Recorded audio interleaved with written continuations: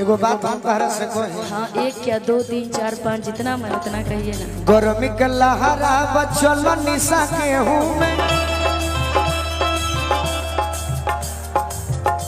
कहीं कि ना कहिए भाई कहीं हम मुजफ्फरपुर हाजीपुर के नहीं कहल हम अपना की हम मात्र 2 बीघा धान के भी खेती में गेहूं रोपले बनी तोहरे खातिर कि जब जब तू हमारा के लात से मारे के कहबू तो हम यह कहो गरमी के लहरा बचल निशा गेहूं में गरमी के लहरा बचल निशा गेहूं में अरे मजा आई लेहूं में लजैबू न देहूं में मजा आई लेहूं दिल मैदान लगल मजा आई लेहूं में लजैबू न देहूं बिना गवने के सास पूछली एक बटिया हो बिना गवने अब कहा पैलू गोदी में हो लवा हो बिना गवने के अब कहा पैलू गोदी में हो लवा हो बिना गवने के। यार कहनी हम जने हो हमारे बुझाले कि हमने कही तरीके लिया कहा भाई हल्ला गोल कहो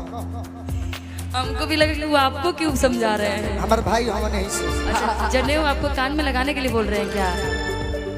अच्छा अच्छा, वो इतना प्यार है। वो ऐसा चीज है कि रोका किसी टिया मार के बोला वाला रे बिना गवने के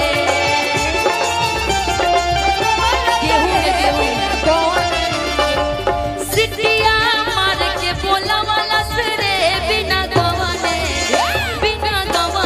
के अब रहनी में चदर बिछावला सरे बिना गवने के अब रहनी में चदर बिछावला सरे बिना गवने के। और सुना सास पूछली एक पतिया हो बिना गवने के कोलुआ पूछला एक पतिया हो बिना गवने के। अभी बोला नहीं इन्होंने कि चलो गोरी गेहूं में मजा ही लेहूं में मजा ही देहूं में कुछ ऐसे ही सब। मजा ही लेहूं में तो गोलुआ पूछला एक पतिया हो बिना गवने के सास पूछली एक पतिया हो बिना गवने अब कहा पैलू गोदी में हो लवा हो बिना गवने के अब कहा पैलू गोदी में हो लवा हो बिना गवने के। नहीं एक भी सुन लीजिए, ये हमारे बिहार का ये झूमर है, आप लोग भी सुने होंगे, घर की औरतें गाती है। सासुर और बेटा बड़े जोड़ी के छिनार बिना गवने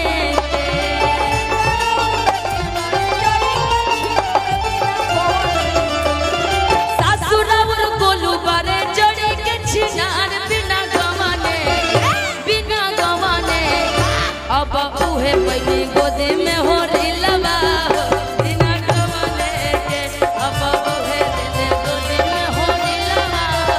बिना गवने के। गोरे गोरे गालवा जो बोन सिर फलावा बोन रुचला गोरे गोरे गालवा जो बोन सिर फलावा बोन रुचला रूनु झूनु छाए गालवा बोन रुचला रूनु झूनु छाए गालवा बोन रुचला आखी हो की पोखरा के खिलल कमलवा बोन रुचला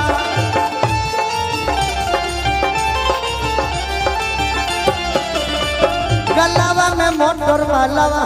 बोन रुचला गलवा में मोटर वालवा बोन रुचला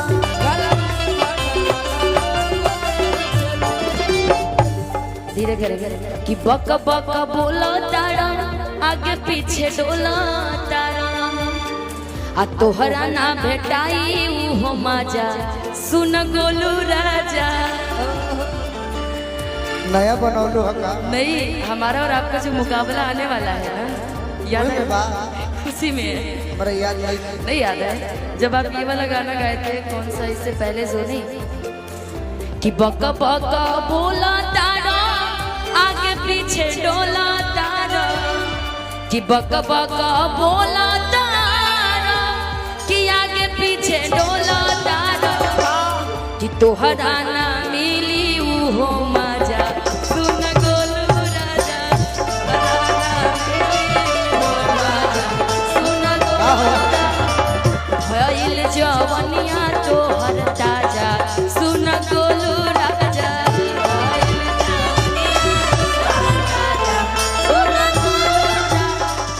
अब ना भेटाई तोहरा मजा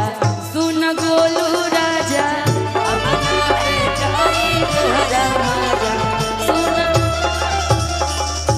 कि आई हो दादा अब का करी अरे आई हो दादा अब का करी